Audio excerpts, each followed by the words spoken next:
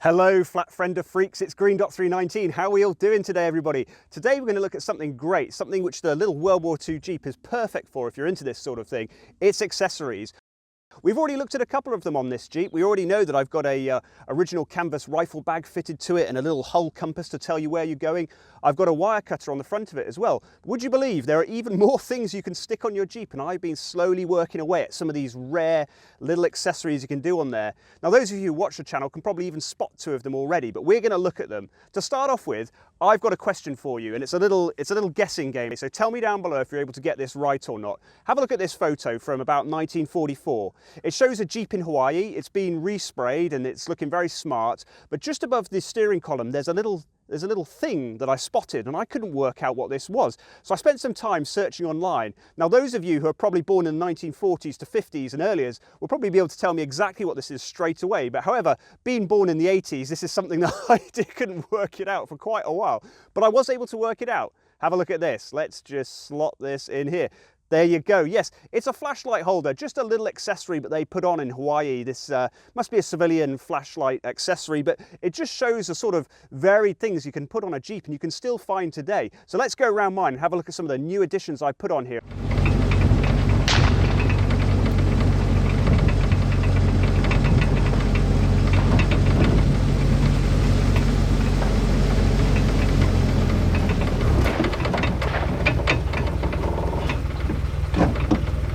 Okay peeps, the first accessory we've been working on for quite a long time now. You may have seen in the back of my Jeep things slowly rising up here again and lowering as well.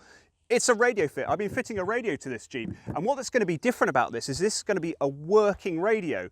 Usually when you go to shows and things like that, you see people fitted with radios on them and, you know, they're just sort of not plumbed in or wired in, they're just sitting there for show. But I really want to have one working. The rest of the Jeep works, so we should really have a radio which works as well. Now, radios are pretty interesting, and I don't think everyone quite appreciates them, but they are a really cool and interesting bit of Jeep history. All Jeeps came from the factory suppressed. You can see on the cowling down there, there's a blue S, and that means that there are bonding straps throughout the Jeep which prevent electrical interference, and that electrical interference would go through to your radio and you'd hear it in your headset when you were trying to use the old AM radios and FM radios. So in the factory, they tried to remove that and they put that S on the cowling there to tell you that you could fit a radio to it and you wouldn't get so much electrical noise. There are also MZ Jeeps as well, which were specific radio Jeeps. Now they have a very specific fit and makeup. We won't look at those today, but just know they exist. Now we all know that the Jeep did any job you can think of under the sun, and depending on what job it did, depending on what radio was fitted to it, you could get radios, huge ones in the back here which you use to contact aircraft. You could get ones on this side for speaking to infantry, you could get ones here which spoke to armoured and artillery. And what we're doing with this one is, if we look at the photo of the Jeep that I'm copying, the 66 armoured Jeep, you can see in the back that this Recon Jeep has a radio fitted into it. Now we can't tell what radio it is, but we can have a guess at it. It's quite easy to do really. It's definitely a BC style radio, so it's a BC 620 or a BC 659, and I think it's a BC 620, and the reason I think that is because it's an armoured regiment. So the BC 620 was used on the frequency range to contact armoured, so for speaking to the radios which were fitted in the Shermans, so it's most likely that's what they had fitted. The BC 659, which is what I'm going to be fitting on this one, was used to contact artillery. They worked on a different frequency range. Now I am going to fit a BC 659 on this, despite it being should really be a BC 620, and we'll look at that in a second. But let's have a look what you actually need to fit one of these radios in here. Jeep freaks, you've really got to get into this radio stuff because there's loads to it. You know, once you've built your Jeep, you then can start collecting all this loads of bits and bobs to put a radio in here as well. And there is tons to it. You can see here, we've got the start of our radio. And would you believe, despite everything I've got, I still haven't actually got the radio receiver and transmitter, which would sit up to about here once it's all fitted on here. This is quite a specific radio fit we're going to have fitted here. We've got our mount here, which is a rubber mounted mount, so the whole thing can bounce around and not break itself. What it consists of basically then is the bottom portion down here is a battery box. You've got two batteries in there, 1.5 volt, 90 volt and 150 volt I think. And what this means is that when the radio's on here, this whole setup can either be an SCR 609 radio setup or an SCR 610 radio setup. And what that means then is the 609 radio setup is when you just have the radio and the battery, you take it off, and as an infantryman, you can carry this radio fit around and use the radio using the batteries.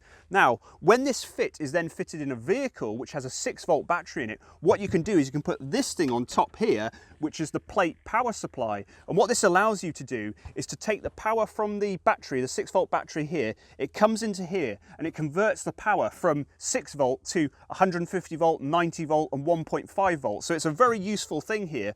When that's happening, this battery box on the bottom isn't needed. So the radio which sits here will be just using this plate supply rather than the battery box. And when you do that, that radio would then change from an SCR 609 to an SCR 610. So what we're going to have then is we're going to have the battery box, power supply and radio on the top of it. Now the interesting thing about this is I've never looked inside this. This is new old stock. This bottom one is new old stock and this is new old stock as well. And I'm hoping, I'm really hoping this is going to work, because I don't want to be rebuilding this or anything like that. I'm hoping we can just put power on it and it'll go. So let's break into it for the first time and have a look what it's like inside here. It, you know, it looks okay from the outside. It could be completely rubbish in there. We're going to find out. Let's break into it. Okay, peeps. Place your bets now. How well did the American Army in World War II build electronics? Let's see how this old girl is inside. So, flicker up. It's all really well put together and really clever. The way these all mount on top of each other in a modular system is great. You can see these little indents here where the other radio will sit on top of it. Let's have a look. Oh, very good. Nice. Okay, so far so good. I don't see any loads of corrosion or anything like that. Looks pretty good. This looks uncorroded and everything like that. Looks like they've got a cover here to hide everything away. So let's get this unscrewed and have a look inside.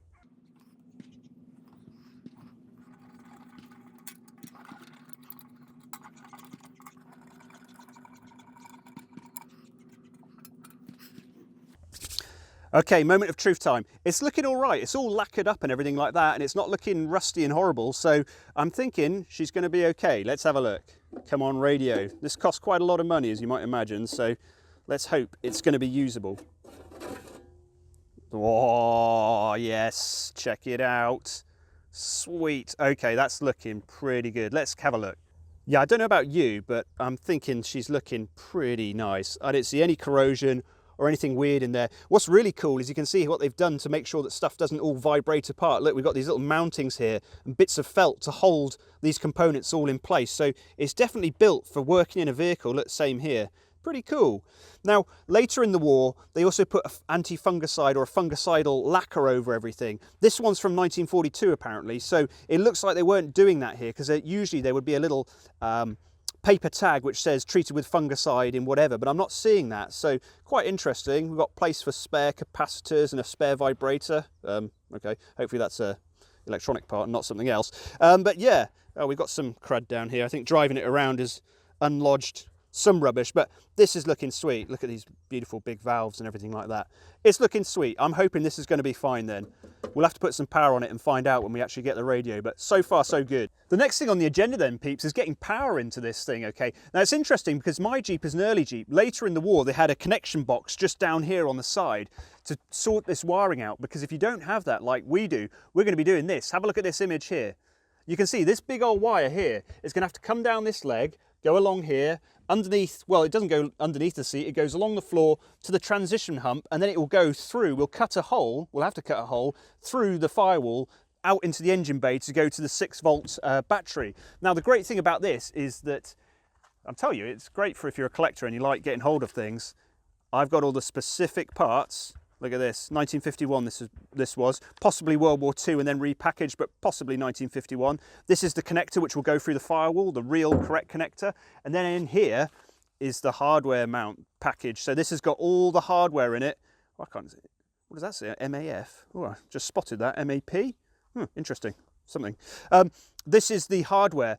All the little screws and the connectors and everything like that in its little oiled bag, which you use to screw this wire to the floor. So this is going to be, or should I say this cable to the floor. So this is going to be really awesome when we have this all done in here. It's going to be quite unusual to have it with the wire running along the floor rather than going into the radio box underneath this seat. So she's going to be pretty unique, and I'm hoping it's all going to behave itself. That's all to come in the future. Radios are pretty cool, right? And I'm really excited about that. Now, the next thing, however, this is going to be an interesting one, because 50% of you are going to go, oh my God, and 50% of you are going to go, what the hell? And I'm going to try and convince you about this, okay? I've been working on wipers, wiper blades. These are really important for a little Jeep. Now, the little Jeep came from the factory with these things here. These are tension wipers, okay? So they go through onto the other side, they're held down, you have two on each side, and you have a bar which connects them, and all you do is you hand operate them. So as you're driving along, there's no automatic, you just hand operate them. And these are simply held to the windscreen using bending this little bit here to provide tension to it. Now, the thing about that is that the correct tension for wiping may not be the correct tension for if you want to put the wipers out the way. So when you're driving along, you park the wipers up here, but they'll slowly sort of come down and get in the way in the screen. So they're not ideal, and hand operating wipers is not ideal anyway, okay? So this was the first thing they fitted, tension wipers. Now, the clever people at Trico started to think this wasn't such a good idea, just driving a Jeep and hand operating wipers. So what they were working on was the vacuum wiper system, which you'll have seen in my other videos as well, the S583-1 vacuum wiper system. And this would go up here, and it would use the vacuum from the inlet manifold from the engine, and it would suck your wipers around, so you could just turn it on, let them suck around and keep your screen great, so you could avoid that Sherman. Then you'd turn them off again and they'd park out the corner and out the way. Perfect. Now, here comes something interesting. Anderson Company in Gary, Indiana, Gary, Indiana. For some reason, I'm not sure why, came up with a different system between the tension wipers and the vacuum wipers. They came up with their own style of wiper, the Rainmaster. Now, the Rainmaster is a whole new level of windscreen wiper for the World War II Jeep, and they really improved on it here. Now, the Rainmaster was already a civilian brand that they were using for civilian vehicles, and it translated over to the Jeep. And the things I'm not sure about with the Rainmaster is that it's kind of funny, because you could requisition these. They didn't come from the factory. The Trico and the tension wipers came from the factory. The Rainmaster was something you could requisition and you could fit yourself. And the thing about it is it comes in very strange boxing for a military unit. It's almost like it's civilian boxing. You know, it says unit found on Army Jeeps, and sort of it's almost as if it's written for a civilian rather than for Army use. But you could requisition these through Army channels, and they were used in World War II on vehicles. So look, revision 3rd 44. So this is from March 1944. So a real sort of mix of civilian and military. So I'm not sure, did Anko just come up with the idea for these and offer them to the Army, or, you know, were they asked to produce something? It's very strange. I don't know how these came into being, but they're kind of weird. But the great thing about the Rainmaster is that it's a whole new level above the tension wipers, because here it is. Here's my Rainmaster setup. Now, earlier I said half of you'll go, what the hell, and half of you go, oh my God, because this is quite rare now. The Anko Rainmaster wiper setup is getting very difficult to get hold of. A while ago you could get hold of them, now everybody's looking for them, and to get hold of a set is very, very difficult. And I was very lucky to get hold of a set. I got hold of one set, and I had to produce the second, the one on the other side. We'll have a look at that in a minute.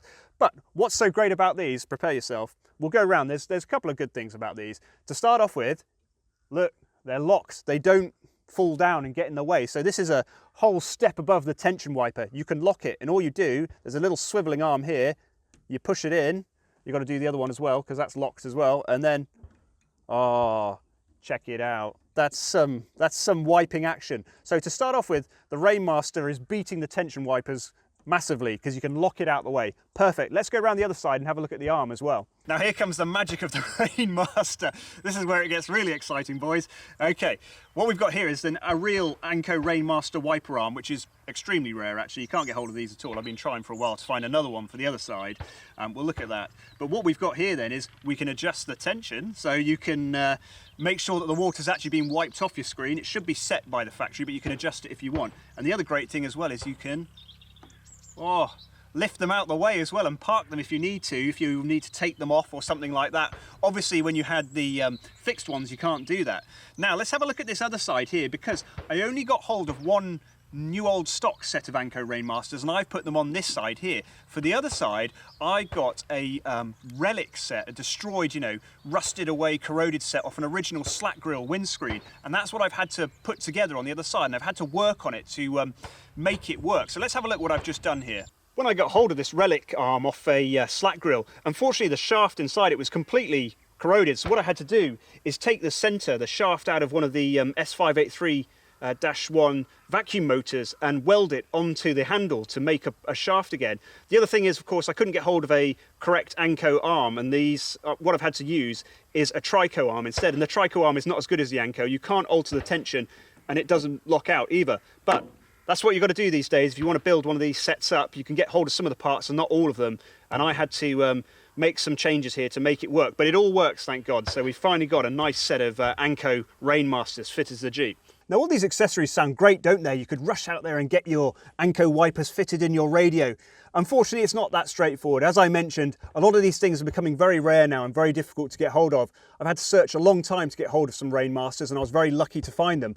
I haven't even got the radio for my Jeep yet. I'm still looking for that BC659. I don't know when I'll find the one I'm looking for. It needs to be in usable condition, not just one which is, you know, looks like a radio. So to find one, could find it tomorrow, could find it in a few years' time, who knows? Could get it for 100 quid, could get it for 1,000 quid. You can't say. That's the thing about collecting difficult to find parts on Jeeps. It's not an easy, straightforward process. But when you do get there, it's quite cool. You can sit here in your air-conditioned splendour, lock your wipers out the way, and listen to your 1940s radio and hear where you need to blow up next. But that's it for today, everybody. Hope you enjoyed that. Make sure to like and subscribe, and I'll see you in the future. Enjoy.